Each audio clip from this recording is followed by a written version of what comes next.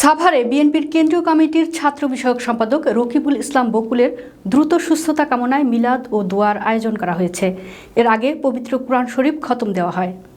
শুক্রবার বা জুমা সাভারের কলমা রওজাতুল কুরআন তাহফিজুল উলুম মাদ্রাসায় এই মিলাদ ও দোয়ার আয়োজন করেন ঢাকা জেলা উত্তর ছাত্র দলের নেতৃবৃন্দ। এ সময় বিএনপির চেয়ারপারসন বেগম খালেদা জিয়ার সুস্থতা কামনা সহ জুলাই বিপ্লবের শহীদদের আত্মার মাগফিরাত কামনায় বিশেষ মোনাজাত করা হয়। মিলাদ ও দোয়ায় উপস্থিত ছিলেন ঢাকা জেলা উত্তর ছাত্রদলের সভাপতি মোহাম্মদ তমিজউদ্দিন, সাধারণ সম্পাদক মাহফুজ ইকবাল, সাংগঠনিক সম্পাদক মঞ্জুরুল হক সৌরভ ও সাবেক সহ সভাপতি জনি দেওয়ান সহ ছাত্রদলের অন্যান্য নেতাকর্মীরা।